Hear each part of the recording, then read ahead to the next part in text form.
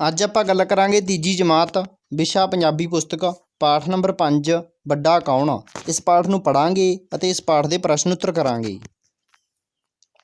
ਹੁਣ ਬੱਚਿਓ ਆਪਾਂ ਇਸ ਪਾਠ ਨੂੰ ਪੜ੍ਹਦੇ ਹਾਂ। ਇਸ ਤੋਂ ਪਹਿਲਾਂ ਬੇਨਤੀ ਹੈ ਕਿ ਤੁਸੀਂ ਸਾਰੇ ਪਾਠਾਂ ਦੇ ਪ੍ਰਸ਼ਨ ਉੱਤਰ ਕਰਨ ਲਈ ਤੀਜੀ ਜਮਾਤ ਪੰਜਾਬੀ ਪੁਸਤਕ ਨਾਂ ਦੀ ਪਲੇਲਿਸਟ ਦੇ ਵਿੱਚ ਜਾ ਕੇ ਕਰ ਸਕਦੇ ਹੋ, ਕਿਉਂਕਿ ਚੈਨਲ 'ਤੇ ਵੀਡੀਓ ਜ਼ਿਆਦਾ ਹੋਣ ਕਰਕੇ ਵੀਡੀਓ ਲੱਭਣੀ ਔਖੀ ਹੋ ਜਾਂਦੀ ਹੈ ਅਤੇ ਪਲੇਲਿਸਟ ਦੇ ਵਿੱਚ ਤੁਹਾਨੂੰ ਸਿਰਫ ਉਸੇ ਕਿਤਾਬ ਦੇ ਹੀ ਪ੍ਰਸ਼ਨ ਉੱਤਰ ਦੀ ਵੀਡੀਓ ਮਿਲਣਗੀਆਂ। ਪਲੇਲਿਸਟ ਦੇ ਵਿੱਚ ਜਾ ਕੇ ਸਾਰੀਆਂ ਵੀਡੀਓ ਦੇਖੋ। ਹੁਣ ਆਪਾਂ ਇਸ ਪਾਠ ਨੂੰ ਪੜ੍ਹਦੇ ਹਾਂ। ਇੱਕ ਵਾਰ ਹੱਥਾਂ ਦੀਆਂ ਉਂਗਲਾਂ ਵਿੱਚ ਬਹਿਸ ਹੋ ਗਈ। ਅੰਗੂਠਾ ਆਖਣ ਲੱਗਾ, ਮੈਂ ਸਭ ਉਂਗਲਾਂ ਵਿੱਚੋਂ ਵੱਡਾ ਹਾਂ। ਉਹਦੇ ਨਾਲ ਵਾਲੀ ਉਂਗਲ ਆਖਣ ਲੱਗੀ, ਨਹੀਂ ਤੂੰ ਨਹੀਂ, ਸਭ ਤੋਂ ਵੱਡੀ ਮੈਂ ਹਾਂ। ਬਾਕੀ ਤਿੰਨਾਂ ਉਂਗਲਾਂ ਨੇ ਵੀ ਇਸੇ ਤਰ੍ਹਾਂ ਆਪਣੇ ਆਪ ਨੂੰ ਵੱਡਾ ਆਖਿਆ। ਜਦੋਂ ਫੈਸਲਾ ਨਾ ਹੋ ਸਕਿਆ ਤਾਂ ਸਾਰੇ ਪੰਚਾਇਤ ਕੋਲ ਪੁੱਜੇ। ਸਰਪੰਚ ਨੇ ਅੰਗੂਠੇ ਨੂੰ ਪ੍ਰਸ਼ਨ ਕੀਤਾ, ਬਾਈ ਅੰਗੂਠੇ, ਤੂੰ ਕਿਵੇਂ ਵੱਡਾ ਹੋ ਗਿਆ? ਅੰਗੂਠੇ ਨੇ ਆਖਿਆ, ਮੈਂ ਸਭ ਤੋਂ ਵੱਧ ਪੜ੍ਹਿਆ ਲਿਖਿਆ ਹਾਂ।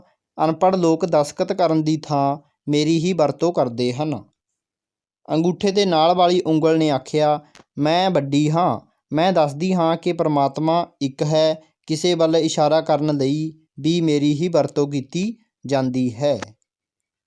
ਉਹਦੇ ਨਾਲ ਵਾਲੀ ਵਿਚਕਾਰਲੀ ਉਂਗਲ ਨੇ ਆਖਿਆ, ਮੈਨੂੰ ਤਾਂ ਸਾਰੇ ਵੱਡੀ ਕਹਿੰਦੇ ਹਨ।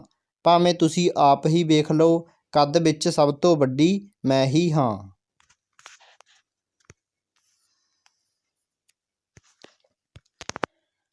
ਚੌਥੀ ਉਂਗਲ ਨੇ ਆਖਿਆ, ਮੈਂ ਇਸ ਲਈ ਵੱਡੀ ਹਾਂ ਕਿ ਮੇਰੇ ਵਿੱਚ ਲੋਕ ਸੋਨੇ, ਚਾਂਦੀ, ਹੀਰੇ ਆਦਿ ਦੀਆਂ ਅੰਗੂਠੀਆਂ ਪਾਉਂਦੇ ਹਨ। ਅਖੀਰ ਵਿੱਚ ਚੀਚੀ ਨੇ ਕਿਹਾ, ਮੈਂ ਇਸ ਲਈ ਵੱਡੀ ਹਾਂ ਕਿਉਂਕਿ ਮੈਂ ਸਭ ਨਾਲ ਮਿਲ ਕੇ ਚੱਲਦੀ ਹਾਂ। ਮੁੱਠੀ ਮਿਚਣ ਵੇਲੇ ਭਲਾ ਮੈਂ ਕਿਹੜਾ ਪਿੱਛੇ ਰਹਿੰਦੀ ਹਾਂ। ਧਰਤੀ ਉੱਤੇ ਖਿਲਰੇ ਦਾਣਿਆਂ ਨੂੰ ਹੁੰਜਣ ਵੇਲੇ ਮੈਂ ਹੀ ਘਿਸਰਦੀ ਹਾਂ। ਪੰਚਾਇਤ ਸੋਚੀ ਪੈ ਗਈ। ਫਿਰ ਸਰਪੰਚ ਨੇ ਕਿਹਾ, ਥਾਲੀ ਵਿੱਚ ਲੱਡੂ ਲੈ ਕੇ ਆਓ। ਲੱਡੂ ਲਿਆਂਦੇ ਗਏ। ਸਰਪੰਚ ਨੇ ਪਹਿਲਾਂ ਅੰਗੂਠੇ ਨੂੰ ਆਖਿਆ, ਲੱਡੂ ਚੁੱਕੋ। ਅੰਗੂਠੇ ਨੇ ਬਹੁਤ ਯਤਨ ਕੀਤਾ, ਪਰ ਉਹ ਲੱਡੂ ਨਾ ਚੁੱਕ ਸਕਿਆ। ਫਿਰ ਅੰਗੂਠੇ ਦੇ ਨਾਲ ਵਾਲੀ ਉਂਗਲ ਨੂੰ ਆਖਿਆ ਗਿਆ, ਉਹ ਵੀ ਲੱਡੂ ਨਾ ਚੁੱਕ ਸਕੀ।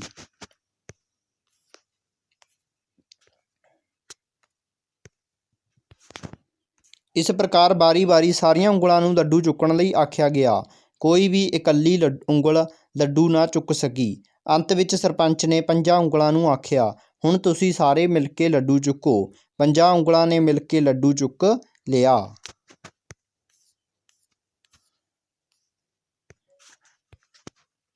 ਸਰਪੰਚ ਆਖਣ ਲੱਗਾ, ਤੁਸੀਂ ਸਾਰਿਆਂ ਨੇ ਵੱਖ-ਵੱਖ ਹੋ ਕੇ ਯਤਨ ਕੀਤਾ, ਪਰ ਤੁਸੀਂ ਲੱਡੂ ਨਹੀਂ ਚੁੱਕ ਸਕੇ। ਜਦੋਂ ਸਾਰਿਆਂ ਨੇ ਮਿਲ ਕੇ ਯਤਨ ਕੀਤਾ ਤਾਂ ਆਸਾਨੀ ਨਾਲ ਲੱਡੂ ਚੁੱਕ ਲਿਆ। ਇਸ ਲਈ ਤੁਹਾਡੇ ਵਿੱਚੋਂ ਕੋਈ ਵੀ ਇੱਕ ਵੱਡਾ ਨਹੀਂ ਹੈ। ਤੁਸੀਂ ਮਿਲ ਕੇ ਚੱਲਦੇ ਹੋ ਤਾਂ ਸਾਰੇ ਹੀ ਵੱਡੇ ਹੋ। ਇਹ ਵੀ ਸਮਝ ਲਓ ਕਿ ਏਕਤਾ ਨਾਲ ਮਿਲ ਜੁਲ ਕੇ ਰਹੋ ਤਾਂ ਕੋਈ ਕੰਮ ਔਖਾ ਨਹੀਂ। ਏਕਤਾ ਵਿੱਚ ਹੀ ਸ਼ਕਤੀ ਹੈ। ਪਾਠ ਅਭਿਆਸ। ਬਹਿਸ, ਦਲੀਲਬਾਜ਼ੀ ਜਾਂ ਚਰਚਾ ਕਰਨੀ। ਯਤਨ, ਕੋਸ਼ਿਸ਼। ਪੰਚਾਇਤ, ਫੈਸਲਾ ਕਰਨ ਲਈ ਚੁਣੇ ਹੋਏ ਲੋਕ। ਹੁੰਜਣਾ, ਇਕੱਠਾ ਕਰਨਾ। ਇਸ ਪ੍ਰਕਾਰ, ਇਸ ਤਰ੍ਹਾਂ। ਅੰਗੂਠੀ, ਮੁੰਦਰੀ। ਏਕਤਾ, ਏਕਾ। ਘਿਸਰਦੀ, ਰਗੜਦੀ। ਸ਼ਕਤੀ, ਤਾਕਤ। ਹੁਣ ਆਪਾਂ ਇਸ ਦੇ ਮੌਖਿਕ ਪ੍ਰਸ਼ਨ ਉੱਤਰ ਕਰਾਂਗੇ। ਅੱਗੇ ਹੈਗੇ ਆ, ਅਨਪੜ੍ਹ ਲੋਕ ਦਸਤਖਤ ਕਰਨ ਦੀ ਥਾਂ ਕੀ ਲਾਉਂਦੇ ਹਨ? ਕੀ ਲਾਉਂਦੇ ਨੇ ਬੱਚਿਓ? ਅੰਗੂਠਾ, ਅੰਗੂਠੇ ਦਾ ਨਿਸ਼ਾਨ। ਸਭ ਤੋਂ ਛੋਟੀ ਉਂਗਲ ਨੂੰ ਕੀ ਕਹਿੰਦੇ ਹਨ? ਸਭ ਤੋਂ ਛੋਟੀ ਉਂਗਲ ਨੂੰ ਕੀ ਕਹਿੰਦੇ ਨੇ ਬੱਚਿਓ? ਚੀਚੀ। ਸਭ ਤੋਂ ਛੋਟੀ ਉਂਗਲ ਨੂੰ ਚੀਚੀ ਕਹਿੰਦੇ ਹਨ। ਅਗਲਾ ਪ੍ਰਸ਼ਨ ਹੈਗਾ, ਥਾਲੀ ਵਿੱਚੋਂ ਲੱਡੂ ਕਿੰਨੀਆਂ ਉਂਗਲਾਂ ਨੇ ਚੁੱਕਿਆ? ਕਿੰਨੀਆਂ ਉਂਗਲਾਂ ਨੇ ਚੁੱਕਿਆ ਸੀ ਬੱਚਿਓ? 5 ਉਂਗਲਾਂ ਨੇ। ਠੀਕ ਹੈ, ਲੱਡੂ ਸੀ ਜਿਹੜਾ 5 ਉਂਗਲਾਂ ਨੇ ਚੁੱਕਿਆ ਸੀ। ਠੀਕ ਉੱਤਰ ਅੱਗੇ ਸਹੀ ਦਾ ਨਿਸ਼ਾਨ ਲਾਓ। ਹੱਥਾਂ ਦੀਆਂ ਉਂਗਲੀਆਂ ਵਿੱਚ ਕੀ ਹੋਇਆ? ਕੀ ਹੋਇਆ ਸੀ ਬੱਚਿਓ? ਹੱਥਾਂ ਦੀਆਂ ਉਂਗਲੀਆਂ ਵਿੱਚ ਬਹਿਸ ਹੋਈ ਸੀ। ਠੀਕ ਹੈ, ਅੱਗੇ ਦੇਖਦੇ ਹਾਂ। ਸਰਪੰਚ ਨੇ ਸਭ ਤੋਂ ਪਹਿਲਾਂ ਕਿਸ ਨੂੰ ਲੱਡੂ ਚੁੱਕਣ ਲਈ ਕਿਹਾ? ਕਿਸ ਨੂੰ ਕਿਹਾ ਸੀ ਬੱਚਿਓ? ਅੰਗੂਠੇ ਨੂੰ। ਅੰਗੂਠੇ ਨੂੰ। ਸਰਪੰਚ ਨੇ ਉਂਗਲਾਂ ਨੂੰ ਕਿਸ ਤਰ੍ਹਾਂ ਰਹਿਣ ਲਈ ਕਿਹਾ? ਕਿਸ ਤਰ੍ਹਾਂ ਰਹਿਣ ਲਈ ਕਿਹਾ ਸੀ ਬੱਚਿਓ? ਮਿਲ ਜੁਲ ਕੇ। ਸ਼ਕਤੀ ਕਿਸ ਵਿੱਚ ਹੁੰਦੀ ਹੈ? ਕਿਸ ਵਿੱਚ ਹੁੰਦੀ ਹੈ ਬੱਚਿਓ? ਏਕਤਾ ਵਿੱਚ। ਠੀਕ ਸ਼ਬਦ ਚੁਣ ਕੇ ਖਾਲੀ ਥਾਵਾਂ ਭਰੋ।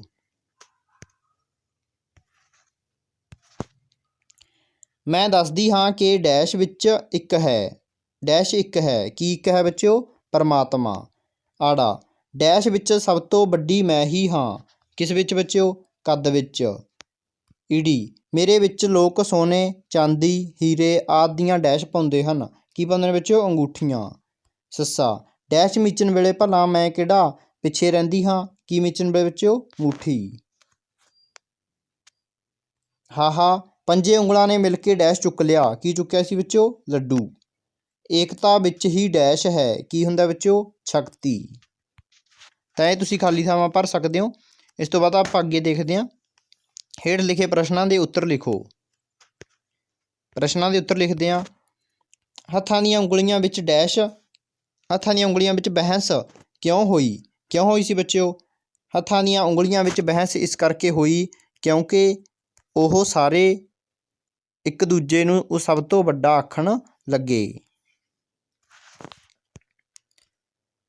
ਸਰਪੰਚ ਨੇ ਅੰਗੂਠੇ ਨੇ ਸਰਪੰਚ ਨੂੰ ਕੀ ਕਿਹਾ?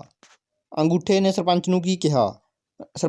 ਸਰਪੰਚ ਨੇ ਅੰਗੂਠੇ ਨੂੰ ਪ੍ਰਸ਼ਨ ਕੀਤਾ, ਬਈ ਅੰਗੂਠੇ ਤੂੰ ਕਿਵੇਂ ਵੱਡਾ ਹੋ ਗਿਆ? ਇੱਥੇ ਬੱਚਿਓ ਸ਼ਾਇਦ ਨਾ ਗਲਤ ਲਿਖਿਆ ਗਿਆ। ਇੱਥੇ ਆਪਾਂ ਨੂੰ ਪੁੱਛਿਆ ਕਿ ਅੰਗੂਠੇ ਨੇ ਸਰਪੰਚ ਨੂੰ ਕੀ ਕਿਹਾ ਸੀ, ਤਾਂ ਆਪਾਂ ਇਸ ਦਾ ਉੱਤਰ ਲਿਖਾਂਗੇ ਅੰਗੂਠੇ ਨੇ ਕਿਹਾ ਸੀ ਕਿ ਜਿੱਥੇ ਕਿਤੇ ਵੀ ਅਨਪੜ੍ਹ ਲੋਕ ਮਤਲਬ ਜਿਹੜੇ ਸਾਈਨ ਨਹੀਂ ਕਰ ਸਕਦੇ, ਉਹ ਉੱਥੇ ਮੇਰੀ ਵਰਤੋਂ ਕਰਦੇ ਨੇ ਅੰਗੂਠਾ ਲਾਉਣ ਲਈ। ਠੀਕ ਹੈ। ਸਰਪੰਚ ਨੇ ਥਾਲੀ ਵਿੱਚ ਕੀ ਲਿਆਉਣ ਲਈ ਕਿਹਾ?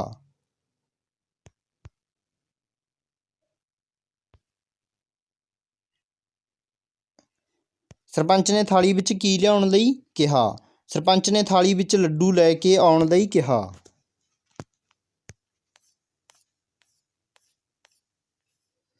ਕਿੰਨੀਆਂ ਉਂਗਲਾਂ ਨੇ ਮਿਲ ਕੇ ਲੱਡੂ ਚੁੱਕ ਲਿਆ? ਕਿੰਨੀਆਂ ਉਂਗਲਾਂ ਨੇ ਚੁੱਕਿਆ ਸੀ ਬੱਚਿਓ? ਸਾਰੀਆਂ ਪੰਜੇ ਉਂਗਲਾਂ ਨੇ ਮਿਲ ਕੇ ਲੱਡੂ ਚੁੱਕ ਲਿਆ। ਸਰਪੰਚ ਨੇ ਏਕਤਾ ਬਾਰੇ ਕੀ ਕਿਹਾ? ਸਰਪੰਚ ਨੇ ਕਿਹਾ ਏਕਤਾ ਵਿੱਚ ਹੀ ਸ਼ਕਤੀ ਹੈ। ਹੁਣ ਬੱਚਿਓ ਆਪਾਂ ਵਾਕਾਂ ਵਿੱਚ ਵਰਤਾਂਗੇ ਸ਼ਬਦਾਂ ਨੂੰ, ਅਤੇ ਆਪਣੇ ਕੋਲ ਪਹਿਲਾ ਸ਼ਬਦ ਦਿੱਤਾ ਹੋਇਆ। ਪਹਿਲਾ ਸ਼ਬਦ ਹੈਗਾ ਹੱਥ। ਹੱਥ ਦਾ ਆਪਾਂ ਵਾਕ ਬਣਾਵਾਂਗੇ। ਇੱਕ ਵਾਰ ਹੱਥ ਦੀਆਂ ਉਂਗਲਾਂ ਵਿੱਚ ਬਹਿਸ ਹੋ ਗਈ। ਫੈਸਲਾ, ਜਦੋਂ ਫੈਸਲਾ ਨਾ ਹੋ ਸਕਿਆ ਤਾਂ ਸਾਰੇ ਪੰਚਾਇਤ ਕੋਲ ਪੁੱਜੇ। ਲੱਡੂ, ਸਰਪੰਚ ਨੇ ਥਾਲੀ ਵਿੱਚ ਇੱਕ ਲੱਡੂ ਲੈ ਕੇ ਆਉਣ ਲਈ ਕਿਹਾ। ਦਸਤਖਤ, ਦਸਤਖਤ, ਅਨਪੜ੍ਹ ਲੋਕ ਦਸਤਖਤ ਕਰਨ ਦੀ ਥਾਂ ਅੰਗੂਠੇ ਦੀ ਵਰਤੋਂ ਕਰਦੇ ਹਨ। ਸ਼ਕਤੀ, ਏਕਤਾ ਵਿੱਚ ਹੀ ਸ਼ਕਤੀ ਹੈ। ਸਮਝੋ ਤੇ ਲਿਖੋ। ਉਂਗਲ ਉਂਗਲਾਂ, ਅੰਗੂਠਾ ਅੰਗੂਠੇ, ਦਾਣਾ ਦਾਣੇ, ਹੀਰਾ ਹੀਰੇ। ਅਧਿਆਪਕ ਪਾਠ ਵਿੱਚੋਂ ਸ਼ਬਦ ਚੁਣ ਕੇ ਬੋਲੇ ਅਤੇ ਬੱਚਿਆਂ ਨੂੰ ਲਿਖਣ ਲਈ ਕਹੇ। ਬੱਚਿਓ ਤੁਸੀਂ ਪਾਠ ਦੇ ਵਿੱਚੋਂ ਕੋਈ ਵੀ ਸ਼ਬਦ ਨੇ ਜੋ ਤੁਹਾਡੇ ਅਧਿਆਪਕ ਕੋਈ ਵੀ ਸ਼ਬਦ ਬੋਲਣਗੇ ਅਤੇ ਉਹ ਲਿਖਣ ਲਈ ਕਹਿਣਗੇ, ਤੁਸੀਂ ਇਹ ਸ਼ਬਦ ਵੀ ਲਿਖ ਸਕਦੇ ਹੋ। ਅੰਗੂਠਾ, ਦਾਣੇ, ਸਰਪੰਚ, ਲੱਡੂ, ਬਹਿਸ, ਧਰਤੀ, ਅਨਪੜ੍ਹ, ਪਰਮਾਤਮਾ, ਏਕਤਾ, ਸ਼ਕਤੀ, ਮੁੱਠੀ, ਹੀਰੇ। ਤਾਂ ਬੱਚਿਓ ਇਹ ਪਾਠ ਜਿਹੜਾ ਪੂਰਾ ਹੋ ਗਿਆ। ਅਗਲੇ ਪਾਠ ਦੇ ਪ੍ਰਸ਼ਨ ਉੱਤਰ ਜਲਦ ਲੈ ਕੇ ਹਾਜ਼ਰ ਹੋਵਾਂਗੇ। ਧੰਨਵਾਦ।